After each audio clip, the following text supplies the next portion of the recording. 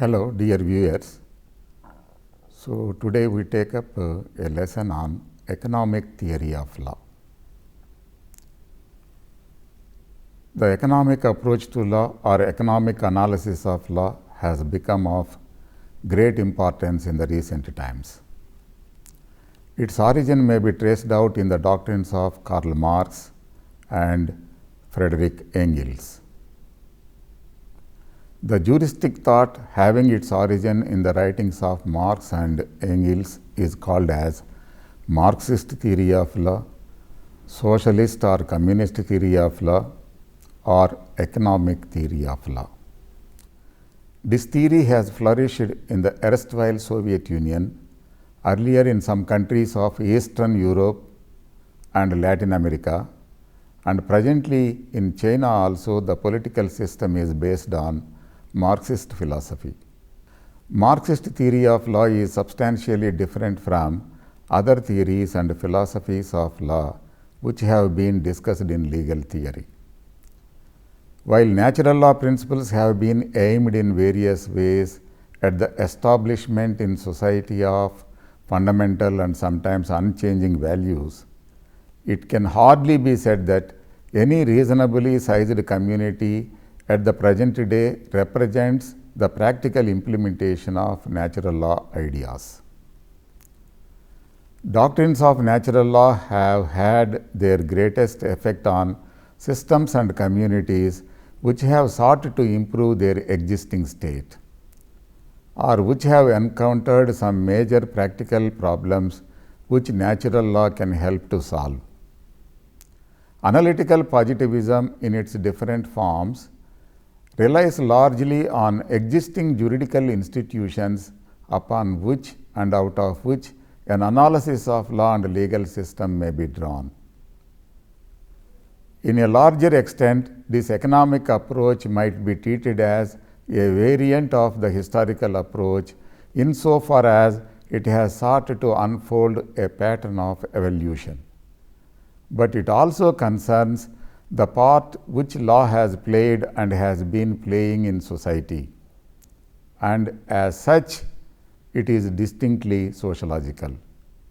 Thus, this approach is partly historical and partly sociological. Marx and Communist Manifesto. The main distinguishing feature of the socialist legal theory is that a legal system has to be based upon the political and economic philosophy of Karl Marx and his successors. One of the earliest documents of great importance in the development of communism in general and of socialist legal theory in particular was Karl Marx's Communist Manifesto, which was printed in London in 1848. At the time, both Marx and Engels were just under 30 years. Within their strong partnership, Marx provided the philosophy and the determination to influence lives of the people, and Engels provided some substantial first-hand experience of social and economic conditions in the industrial Lancashire of the early 1840s. The contention of the Communist Manifesto is simple and is characterized by the early statement: the history of all hitherto existing society is the history of class struggles. When Engels described conditions in Lancashire and subsequently took Marx on a visit there, Marx realized that he had found the key to historic change. The driving force was not in men's minds, but in the system of production. Since class struggle lies at the base of social conflict and social and economic development, the typical stages of a community's development must be traced out. In a primitive stage of the exploitation of men by men, there is slavery, an institution nowadays universally condemned. Slaves are regarded as little more than things, and there is a complete exploitation of slaves by the dominant class. The next stage in social development is the feudal system based on land holding and propriety and the domination of serfs. The rise of a merchant middle class betokens the beginning of the bourgeoisie, and it is this stage of social and economic development which characterizes all non-communist communities. In this stage of development, the tool of economic domination has changed from land holding in the feudal sense to capital. Marx was substantially accurate in his foresight of the characteristics of a bourgeois-dominated system of capitalist exploitation. The final stage of development for Marx is the socialization of society leading to the stage of perfect communism when all capitalist and bourgeois elements have been eliminated. This final stage may come about as a result of either of evolution or of revolution, the latter necessitating a positive and probably violent catalyst which the former does not. Karl Marx fashioned a theory of law in strict accord with his carefully developed world outlook. For Marx, study was a means to an end. The end was the revolutionary transformation of society. An understanding of the nature of social phenomena such as economics, politics, and law would ensure that the path to revolution was charted properly. Comprehension of the origins and nature of law and of its objective role within society had to go hand in hand with a determination to change that society. Marx said, "Up till now, philosophers have merely interpreted the world. The point, however, is to change it." An understanding of jurisprudence demands more than a static analysis. According to Marx, it must encompass a study of the nature of law within a society in flux. Marxist jurisprudence comprises three doctrines: dialectical materialism, laws of economic production, and historical materialism. Dialectical materialism. Marx was greatly influenced by the dialectic philosophy of Hegel. Hegel had proceeded from the proposition of Immanuel Kant that every thesis has a contrary antithesis, to argue that the contradiction between thesis and antithesis can be resolved to reveal a higher reality termed a synthesis. The resolution of thesis and antithesis was then conceived as a continuing process, resolving contradictions in the attainment of higher states of knowledge until a condition of absolute understanding would be reached. According to this Hegelian dialectic process, social development is also seen as a continuing resolution of contradictions leading to a final synthesis in the achievement of the optimum conditions of human life. Hegel's philosophy of ideal cultural evolution was one of the powerful mental constructs of the 19th century. It attracted not only philosophers but also politicians. Marx was profoundly affected by the philosophy of Hegel. Marx adopted Hegel's method but substituted for ideal evolution the material theory of evolution, which became known as dialectical materialism or economic determinism. Thus, Marx's dialectic was different from Hegel's. Marx rejected Hegel's idealist philosophy and substituted materialism. A combination of Hegel's dialectic and a materialist theory of knowledge produced dialectical materialism, and this is applied to human relations within society, particularly to their evolution and development.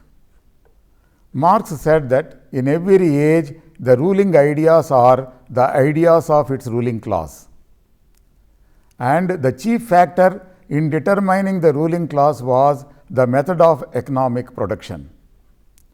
Under slavery, it was the slave owners. Under feudalism, it was feudal overlords. Under capitalism, it was the bourgeois or middle class, a term which includes everything from millionaire bankers and manufacturers down to petty tradesmen who employ one or two workers.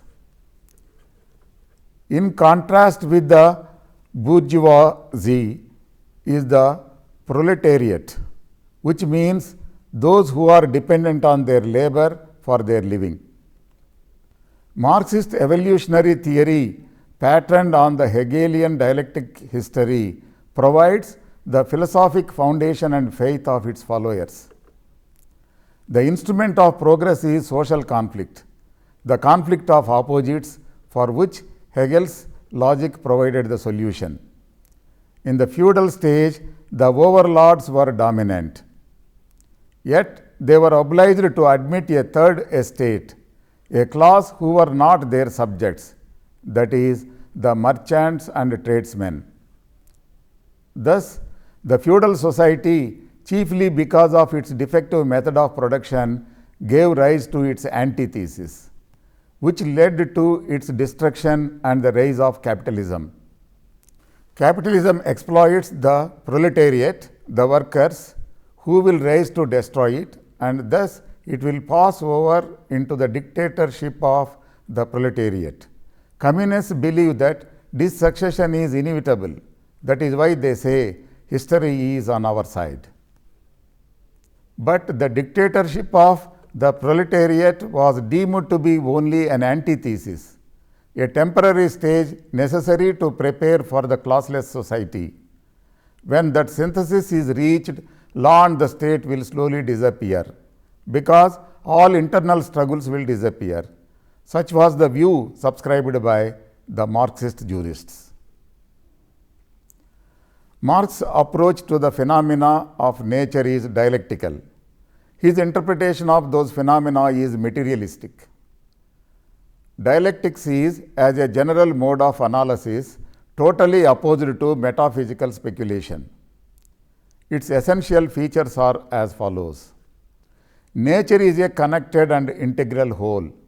Nothing exists as an isolate. Hence, law cannot be understood on its own. It is connected with and therefore dependent on many other phenomena. Nature is in a state of continuous movement and change. A study of jurisprudence cannot ignore the changing character of the law. Development in all phenomena is characterized by imperceptible quantitative changes which become fundamental qualitative changes as evidenced by the decay and eventual disappearance of some jurisprudential doctrines and the appearance of new forms of theory. Internal contradictions are inherent in all phenomena, and struggles between opposites, the old and the new, are inevitable. Thus, Marxist jurists would view some fundamental disputes within jurisprudence as reflecting a struggle between opposing modes of interpretation. Materialism stands in direct opposition to philosophical idealism and rejects metaphysics. Matter is the basis of all that exists. Its essential features are as follows. The world is material. Its phenomena constitute different forms of matter in motion. Hence, Marxist jurisprudence requires for its methodology no universal spirit and no categories of the unknowable. It must be able to explain in their totality the phenomena which comprise the law.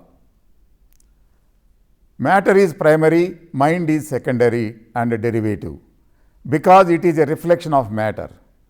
To divide thought from matter in jurisprudence or in any other sphere of study is to fall into error. The world and its phenomena are entirely knowable. Experiment and other forms of practical activity can produce authentic knowledge which has the validity of objective truth. The processes of discovering objectivity are difficult and never complete. Laws of economic production. Production under capitalism is regulated, according to Marx, by inexorable economic laws. Those who own the instruments of production derive surplus value from the labor of those who have nothing but their labor power to sell. The appropriation of surplus value is the key to an understanding of capitalism. In the drive for profit, the capitalist class must intensify the exploitation of the proletariat. Crises of overproduction develop, and existing markets are exploited more intensively. Society is polarized, economic crisis deepens, immiseration of the workers intensifies. The workers learn from their struggles and are able to attain a level of organization which enables them to confront the capitalist class and to expropriate the expropriations. The capitalist system, says Marx, produces its own grave diggers. Historical materialism. The Marxist doctrine, founded by Marx and Engels, takes as its starting point the philosophical doctrine of materialism and the idea of evolution. The doctrine of materialism, simply stated as follows: the material principles, nature is the primary given factor. Thought and intellect are simply properties of matter. Consciousness is no more than a reflection of the material world. The idea of evolution is expressed thus: motion is the mode of existence of matter. There are no permanent, immutable things in the world, fixed once and for all. There are only processes and things undergoing change. Nature and its different phenomena are therefore in perpetual evolution. The laws of this development are not established by God, nor do they depend on human will. They are peculiar to nature itself, discoverable and entirely comprehensible. In 1859, Darwin, in his Origin of the Species, had put forward an explanation of the principles governing biological evolution. Marx and Engels thought that in the social as well as in the natural sciences, it was possible in similar fashion to discover the laws ruling the development of humanity. They believed they had discovered these laws and thus were able to propose a scientific socialism in place of the dreams of the earlier utopian socialism. They took up the Hegelian thesis of the mechanics of evolution, but rejected Hegel's idealistic analysis of the causes which explained this evolution of society as based on advances made by human intellect. They, on the contrary, applied materialism to social life. It is matter which commands the intellect, and reality which give birth to ideas. Man is Homo faber before he is Homo sapiens. Marx said, it is not the consciousness of men that determines their being. The material productive forces of society condition the progress of social, political and spiritual life. For me, ideas are merely the material world transposed and translated in the mind of man. The anatomy of civil society must be found in political economy. Engels writes, it is men who are the makers of their own history, but in established surroundings which condition them on the basis of inherited objective material conditions. Marxist concept of class.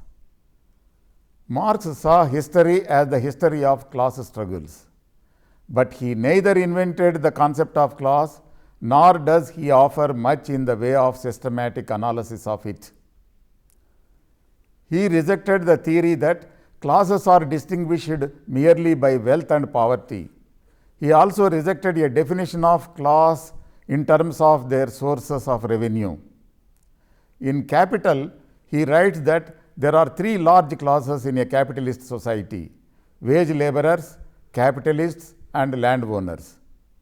His reason for distinguishing these three classes is that He regards the conflicts of interest between them as fundamentally more and historically important than conflicts within them or conflicts between them and less potent classes. He saw a process, however, whereby those landowners would be squeezed out and two classes would remain, bourgeois and proletariat. These are two great hostile camps. Marx was, of course, not describing a static society, and his view was that despite variations that then existed, the capitalists and the proletariat were essentially the only classes in a developed capitalist society. Marx and ideology. The concept of ideology does not begin with Marx, nor is it unique to Marxism.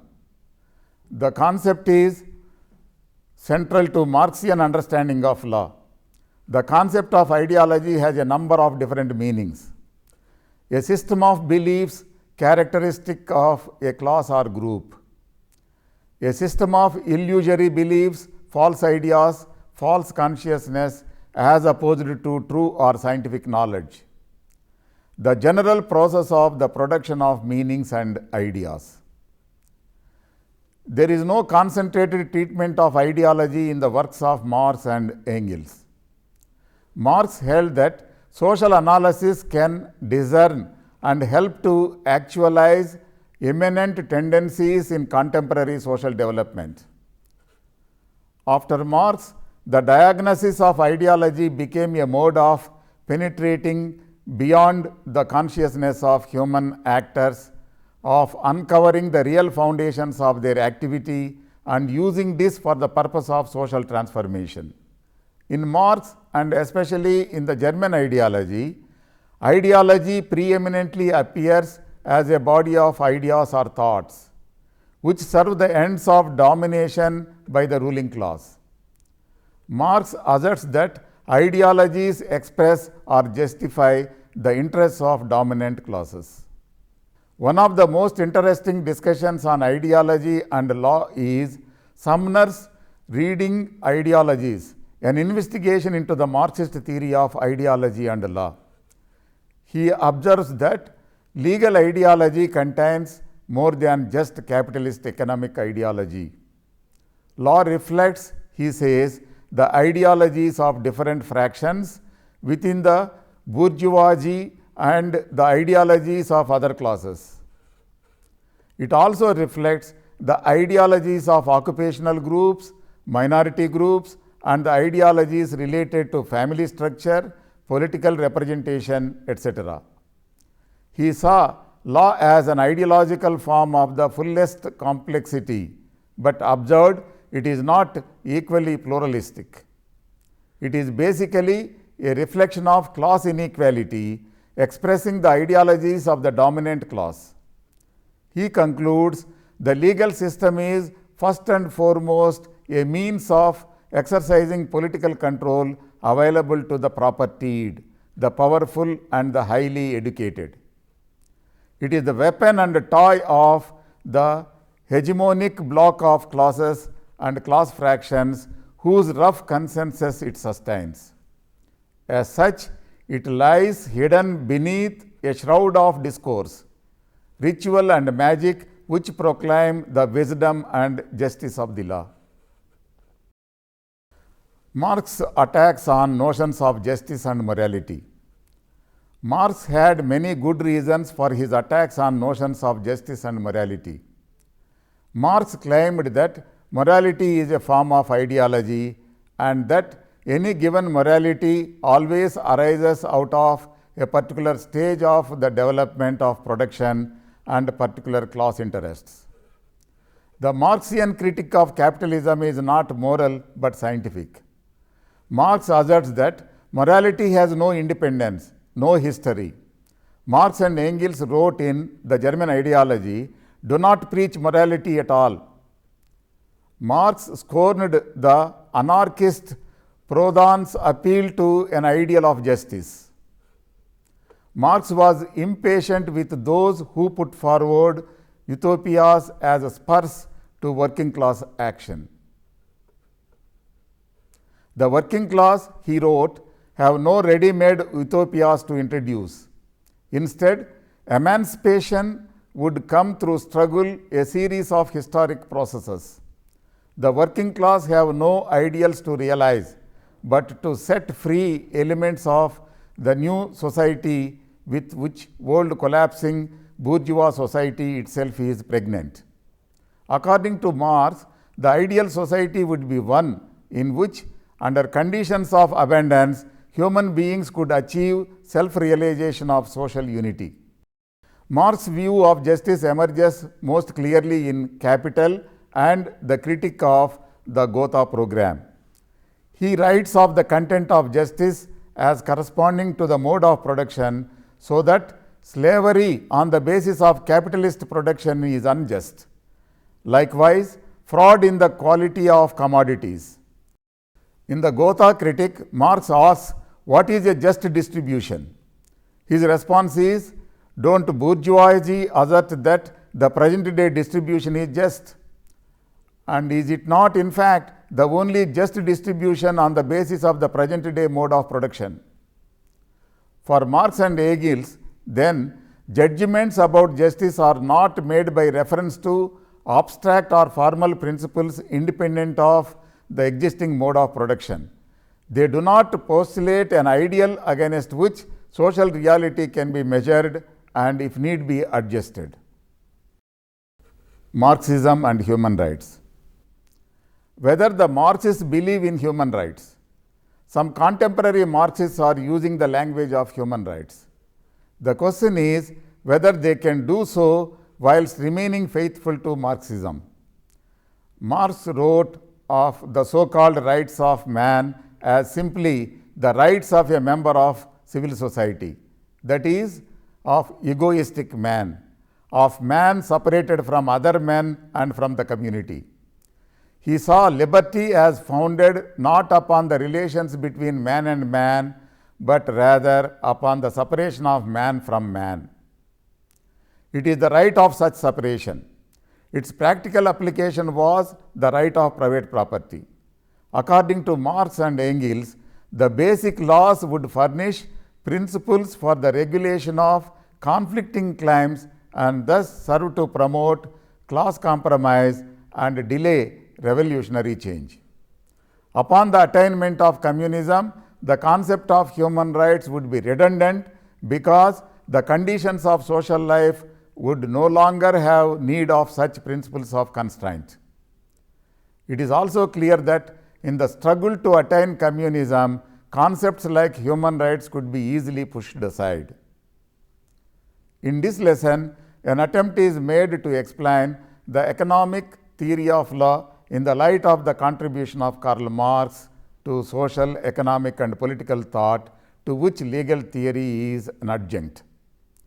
It is, however, an incomplete analysis of the theory, and the discussion is continued in the next lesson. Thank you.